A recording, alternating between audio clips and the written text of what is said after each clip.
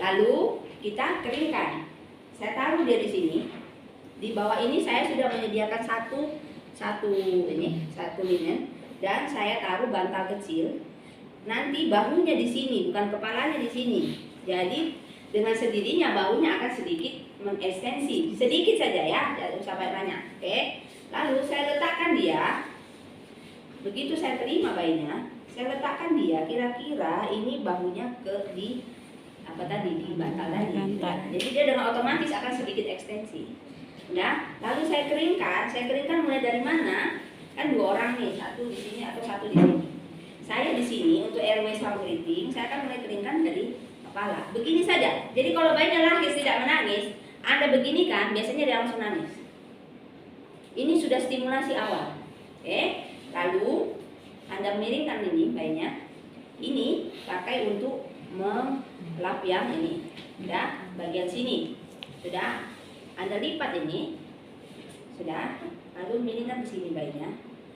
Pakai kainnya ini, lipat sini. Ngerti? Bisa. Ya. Lalu ini singkirkan. Lalu tinggallah ini. Ini sudah hangat tadi. Karena sebelum bayi lahir ini sudah kita hangatkan. Nah, langkah selanjutnya apa? Apa? Habis keringan apa? Posisikan kembali karena tadi kita bolak-balik bayinya, kita posisikan kembali. Bahunya di sini. Ya, bahunya di sini supaya dia agak ekstensi. Hanya sedikit saja ekstensi. Lalu apa lagi? Bersihkan jalan nafas. Kalau bayinya menangis tidak perlu ada bersihkan jalan nafas. Ingat ini ya. Kalau bayinya menangis, tapi kalau dia tidak menangis, baru Anda bersihkan jalan nafas. Lalu Anda bersihkan jalan nafasnya pakai kateter suction. Ini yang nomor 6. Idealnya kita pakai yang bayi cukup bulan itu nomor 8. Kalau yang bayi besar nomor 10. Kalau yang dia kecil nomor 6. Ya ada sekarang nomor 6 sama 10. Saya pakai nomor 6. Oke, jadi ini dihubungkan sama ini. Ya, bisa saya buka ya? Bisa. Ini di hubungan sini. Nah, jadi sebelum resusitasi dimulai, ini sudah standby. Oke, sudah standby. Tapi dia nggak usah dikeluarin. Kalau mau dipakai saja dikeluarin. Ya, karena bayinya kan bisa saja menangis. Ingat tadi 90 dari 100 itu dia akan menangis spontan ya. Nah, jadi hanya 10 orang tadi itu saja yang kita butuh nanti saksian-saksian ya. Lalu kita buka ini.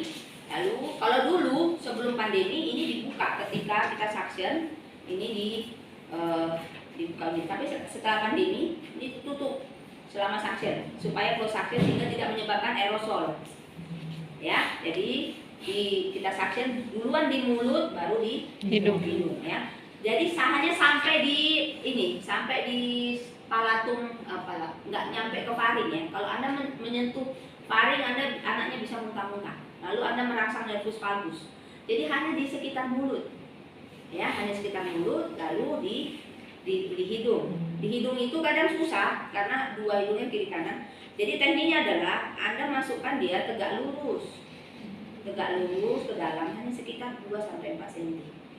Ya, lalu tarik langsung lalu sebelahnya lagi. Jadi jangan lama-lama karena ini sakit sekali kalau kena masuk ke dalam hidung.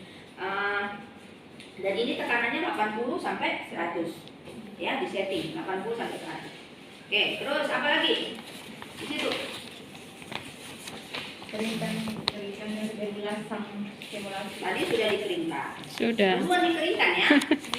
Nah, apapun terjadi pada bayinya duluan keringkan. Jadi bayinya menangis atau tidak, keringkan bayinya. Jangan bayinya tidak menangis langsung suction, itu yang salah. Ya. Bayinya menangis atau tidak keringkan, kecuali dia mekonium aspirasi. Ya, kalau mekonium aspirasi jangan lakukan apapun dulu. Ya, ada suction dulu. Kalau dulu kita intubasi dulu, baru kita suction dari ET-nya pakai mekonium aspirator. Ya, kalau sekarang nggak wajib. Ya, kalau sekarang kita bersihkan jalan nafasnya dulu, ya, baru kita ambu, baru kita keringkan. Itu kalau dia mekonium aspirasi dan bayinya lunglai. Tapi kalau dia mekonium air ketubannya mekonium tapi dia tidak ada bayinya menangis, ya kerjakan seperti bayi juga lainnya. ya, dikeringkan dulu. Nah, kecuali dia keluar dia mekonium tapi dia tidak menangis, tidak bugar, letoy. Nah, itu baru Anda jangan lakukan apa-apa dulu. Suction dulu. Kenapa? Anda stimulasi ini makin banyak dia masuk ke paru-paru, makin aspirasi. Jadi di suction dulu sebisa mungkin dalam mulutnya, baru baru Anda PTP sedikit baru Anda keringkan. Bisa. Nah, kalau Anda bisa mengintubasi, intubasi pasiennya. Tapi kalau enggak, itu yang pertama bisa Anda lakukan. Ya. Kalau saya intubasi, saya suction pakai meconium aspirator. 2 kali saya kerjakan, baru saya ambil sebentar, baru dikeringkan. Itu kalau saya. Kalau Anda nggak bisa, jangan kerjakan. Kerjakan yang bisa. Ya. Setidaknya membersihkan dulu mulutnya. Jangan diguncang-guncang dulu bayinya. Sudah? Bisa? Oke. Yang lainnya apa? Habis tuh. Nilai napas. Habis itu evaluasi, Dok. Evaluasi. Nah, tadi kan sudah selesai tentang awal. Ada evaluasi. Apa yang harus Anda evaluasi di sana? Nafas dan Napas, terus Frekuensi jantung. frekuensi jantung 2 saja. Iya, Dok. Oke. Kalau bayinya menangis, pasti bernapas loh. Oke. Kalau bayinya menangis, denyut jantungnya pasti di atas 100. Itu kata kuncinya. Ya, supaya Anda jangan panik melihat bayi menangis. Ya, kalau dia menangis, pasti denyut jantung di atas 100. Oke, sudah. Udah ngerti? Lalu kalau denyut jantungnya kalau dia tidak menangis, sudah kita suction, keringkan, lalu separate posisi, stimulasi, lalu dia tidak menangis. Apa yang kerjakan? Masuk box berikutnya, box di bawahnya, VTP. Jadi ini Anda hubungkan dengan ini, sini, ya, yang panjang ya. Jadi harus selalu standby oksigen ini ya. Ini, ya. Lalu ini sungkupnya ini ada 3 ukuran ya, 0, 1, 2, ya. Ini yang paling kecil ini untuk bayi prematur. Dia harus menutup hidung dan mulut. Oke. Lalu banyak tadi kan sedikit ekstensi. Lalu Anda berikan dia tekanan. Jadi bentuk tangan kita huruf ininya 3 ini E, ini C. C ini ke ininya, ini ke annulus mandibulanya. Oke, ini memfiksasi mandibulanya. Bisa. Ini. Ya, terus habis itu Anda lakukan CTP. Ini tekanannya adalah 20 mm air raksa. Satu ini adalah 40.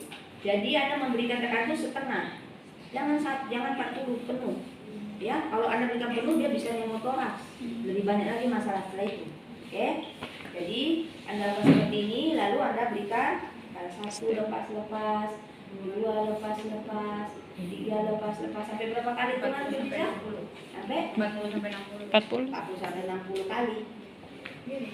20 kali cukup. 20 kali dulu ya. Lalu setelah itu Anda nilai napasnya. Ya. Jadi PTP ini sangat berguna. Oke. Nah, saya lupa tadi bahwa begitu kalian memulai PTP-nya karena bayinya tidak menangis, pasang saturasi oksigennya. Oke. Jadi kalian tahu ini benar nggak ya? Jadi pasang saturasinya tadi di tangan kanan. Ini kita pakai yang lilit ya, idealnya lilit ya, di tangan kanan. Ya, ini. Jadi satu orang nanti masang ininya, satu orang akan melakukan PTP. Ya. Oke. Jadi kalau saya biasa 20 kali, 30 detik itu dapatnya. Lalu setelah itu akan saya nilai. Kalau setelah ini dia menangis, lalu apa yang saya kerjakan? Bayinya menangis.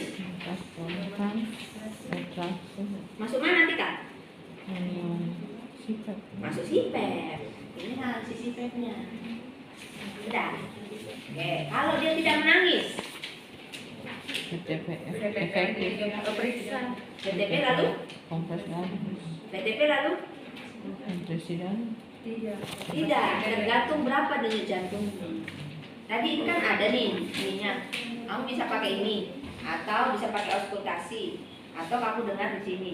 Kalau sering apa ya bisa. Kalau saya bisa dengar merasakan di sini. Tapi kalau enggak kamu pakai stetoskop. pakai stetoskop, dengar dia 6 detik, lalu kali 10. Kalau dalam 6 detik kamu cuma dapat 6 kali, berarti 60. Ya, 60.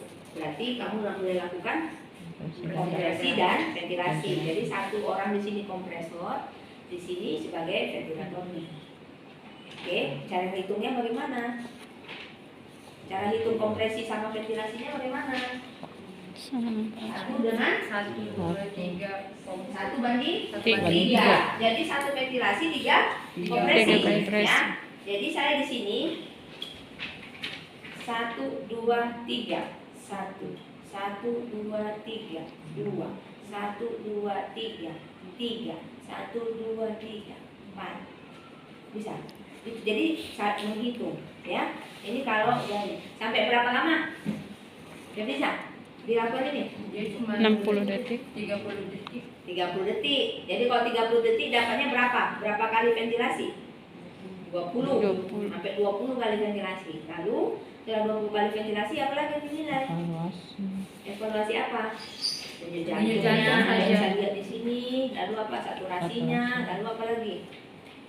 Kalau misalnya masih di bawah 60 berarti Kalau di bawah 60, berarti apa yang kamu lakukan? Masukkanlah epinefrin. Epinefrin. Nah ini epinefrinnya, panggil orang ketiga. Harus panggil orang ketiga. Kalau di VK berarti kamu panggil bidan yang satu lagi. Kalau di ruangan pone panggil perawat satu lagi di IGD. Kalau di ruangan OK panggil satu perawat OK membantunya. Oke. Ini adalah epinefrin yang dikatakan tadi 1 banding 1000. Jadi kita harus encerkan dia 10 kali. Untuk mengencerkan yang 10 kali, nggak usah pakai speed 10 cc. Karena Anda menariknya terlalu lama. Ini 1 cc. Kalau Anda encerkan 10 kali, maka Anda encerkan jadi 10. Anda cukup ambil pakai speed 1 cc 0,1 di sini, lalu ambil NaCl-nya di sini. Oke, tarik sampai 1. Itu sudah 10 kali. Baru Anda nanti masukkan melalui ET. Nah, sebelum Anda masukkan ini, Anda intubasi pasiennya. Ya, intubasi pasiennya. Lalu kalau tidak bisa dilakukan intubasi, apa yang bisa kita kerjakan? Apa yang bisa dikerjakan? Epinefrin nggak bisa masuk. Apa yang bisa dikerjakan? Edukasi keluarganya, karena Anda TTP. Ya, satu orang tadi yang nggak bisa, ya karena belum ada alat diagnostik itu, satu orang mencoba mencari IP lainnya. Ya, atau dalam 2 menit bisa terdapat itunya, dapat IP lainnya, baru Anda masukkan IP. Jadi ini bisa dari ET, bisa dari IP. Tidak ada IM ya? Tidak ya? Dulu IM masih bisa, sekarang nggak bisa lagi. Nah, ini IP atau ET. Bisa. Ada. Kalau bilikus bisa. Hah? Bilikus juga bisa. Iya, kalau saya pasang bilikus, saya kan pasang bilikus setengah jam. Ya, jadi ingat ya, biar tahu ini. Nanti seandainya disediakan ET, ya karena saya sudah minta dibelikan laryngoscope sama ET dengan berbagai ukuran. Ya, masukkan dari ET-nya. Hitungnya bagaimana? Tergantung beratnya. Kalau beratnya 3 kilo berarti 0,1 kali 3, berarti 0,3 cc. Yang sudah didilut tadi di sini masukkan 0,3 ke ininya ET-nya. Kalau dia sudah terpasang ET lain, berarti Anda masukkan 0,3 boleh cepat ke saluran ini, ke ini, ke ventilasinya. Bisa. Nah, sekarang kalau dia setelah saya kompresi tadi, lakukan ininya kompresi 1 banding 3 dengan ventilasi, lalu denyut jantungnya menjadi 96.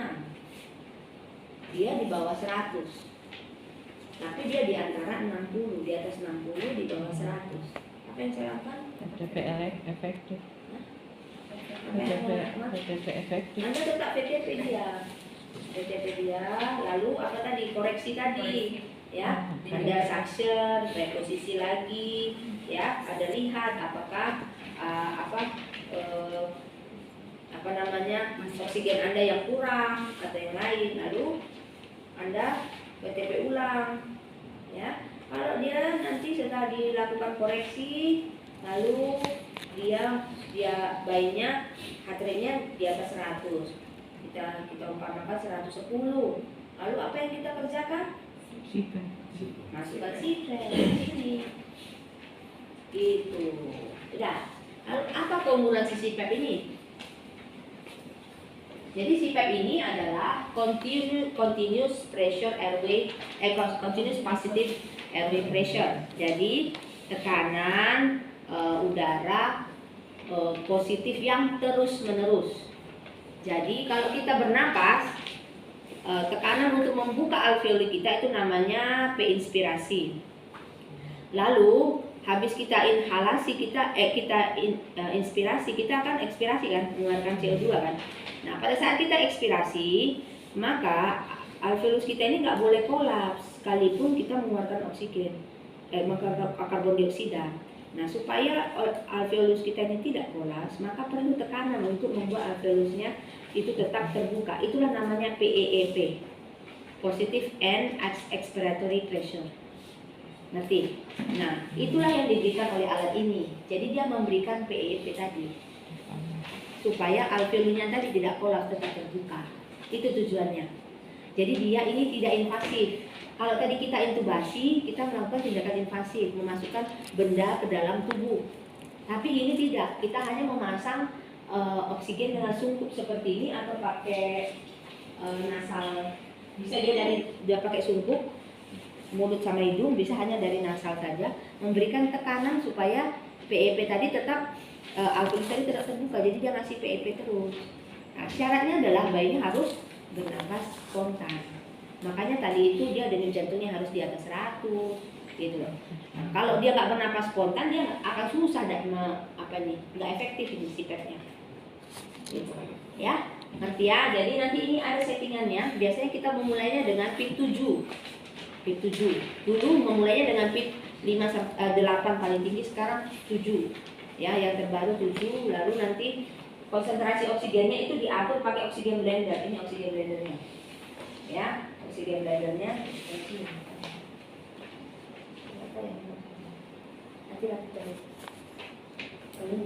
Oksigen blendernya itu nanti dia diatur 21%, 25%, 30, 35, 40, 60, 80 gitu, diatur sampai segitu.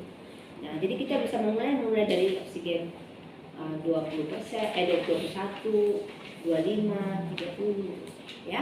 Ini akan mempertahankan alveolusnya terbuka sampai kita rujuk pasiennya ke rumah sakit berikutnya. Jadi ini akan sangat membantu. Jadi alveolusnya tidak akan kolaps. Ya, kenapa ini harus ada alat ini? Ya, sudah. Ada yang mengerti sampai sini? Hah? Insyaallah. Oke. Kalau ada yang mengerti, kita bermain peran ya. Saya akan meminta dua orang sekaligus maju. Satu orang airway breathing, satu orang ventilator. Dengan kasus yang berbeda-beda. Bisa?